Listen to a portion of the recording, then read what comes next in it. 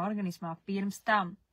Man ļoti patika, es ceru, ka kādreiz izdosies sadarbība, mums jau ir viss plānā. Es padalīšos, es ceru, Māri, ka tu neiebilsties, padalīšos ar tavu pieredzi stāstu. Māris Vizulis man laiciņu atpakaļ uzrakstīja, viņš gribēja padalīties ar savu stāstu, viņš padalījās Facebookā, internetā ar savu pieredzi stāstu, kas ar viņu notika pirms ļoti daudziem gadiem, un es gribu šeit arī padalīties mazliet īsumā, ja tā kā piedodiet, ja kaut kādi fakti kaut kur izpaliek, bet mēs ar Māri kaut kad uztaisīsim lekciju klātienē, un tad to visu viņš pats personīgi pastāstīs. Respektīvi, 17. gadā cilvēks saslim ar mikoplazmas baktēriju, kas ir šobrīd ļoti populāra. Cilvēki neapzinās, ko tas viss var nodarīt organismā. Ja šo baktēriju kārtīgi neizārstē, viņa var turpināt šūnu līmenī dzīvoties pa organismu.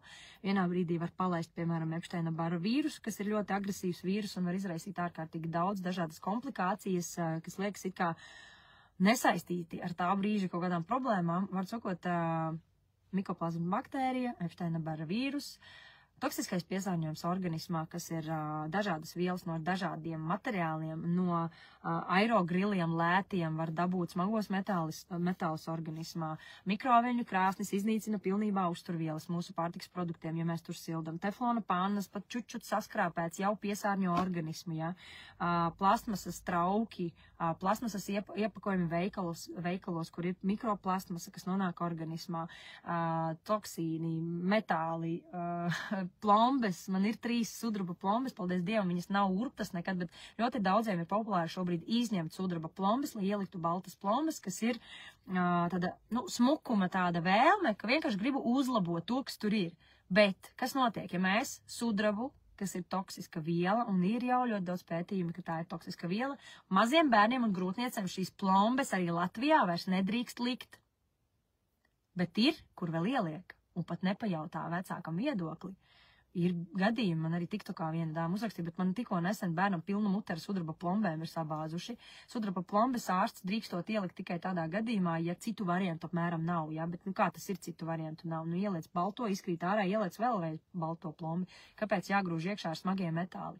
Ir pētījumi, kur tīrot zobus ar zobu birsti, šīs sudraba plombes izdala šos te tvaikus, kas piesārņo organismu. Cilvēks nezinot izņem plombas pie parasta zobārsta, bez drošības aizsardzības līdzekļiem. Gan zobārsts, gan pacients dabūna toksisko piesārņojumu organismā. Paiet mēneši, paiet gads, 2, sākas strauji veselības problēmas, jo smagie metāli baro Epsteina-Barra vīrusu un citus vīrusus, kas attiecīgi ar laiku pieņemās spēkā un sāk vienkārši nopietnus bojājumus organismu iekšpusē darīt, kas ir reāli nopietna problēma. Konkrētajam cilvēkam Mārim pēc tātad toksoplazma, tur vēl arī vakcīna bija nepieciešama, jo viņam bija jābrauc uz ārzemēm, bet vakcīna nebija iemesls, kāpēc viņam palika slikti. Vienā brīdī viņš jūta, ka viņam sāk dedzināt muguras nervus.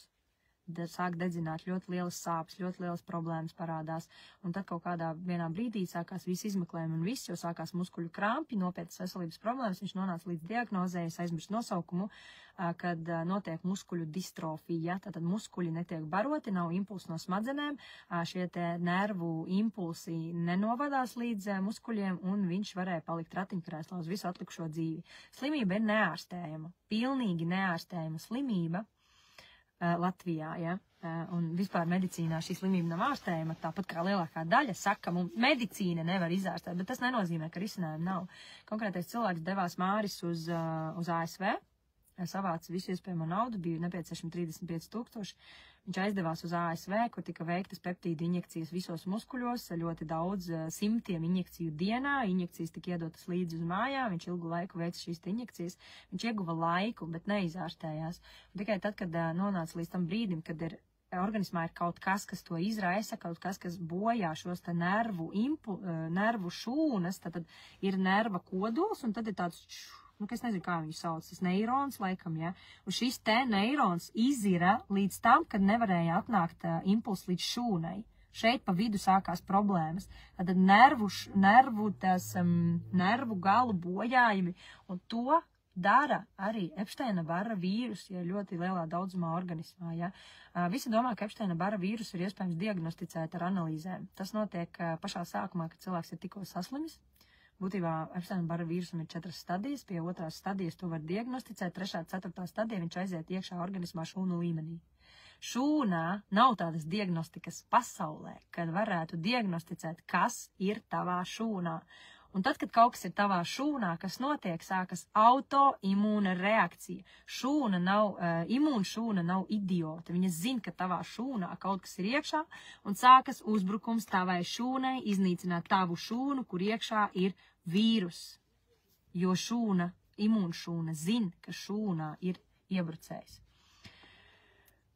Un te organismu attīrīšanai ir ļoti liela loma, jo Māris gāja dažādas ar uzturu detoks programmas, čupām lietoja uzturu bagātinātājs, jo uzturu bagātinātājiem ir ļoti liela loma.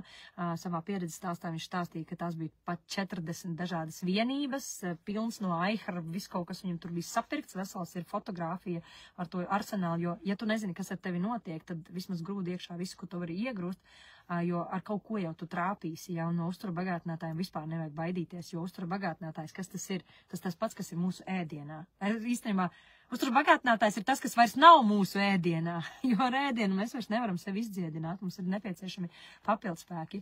Un rezultāts ir tāds, ka Māris šobrīd staigā, Māris atkal skrien, Māris ir pilnīgi vesels, šīs diagnozes viņam vairs nav, bet trūkstošais pēdējais elements, kas viņam bija, kas piesārņo organismu, bija daudzus gadus atpakaļ veikta cirkšņa trūces operācija, kur tika ielikts sietiņš. Un šis sietiņš bija no toksiska materiāla, uz ko viņa ķermenis reaģēja. Bet Māris ir īpaši ar to, ka Mārim ir MTHFR gēnu bojājums. MTHFR gēna bojājums, kas ir apmēram 40% cilvēku, ko cilvēki nezina.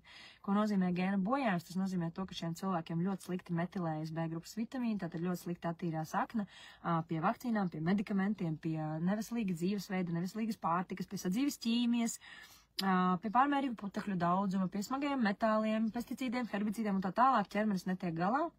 Un viņš sāk reaģēt, viņš sāk noteikti pašiznīcināšanās programmas vienkārši. Un visiem cilvēkiem, kam ir MTHFR gēnu bojājums, ir visu dzīvi jādzīvo pilnīgi, galīgi veselīgs dzīvesveids, cik nu tas ir iespējams.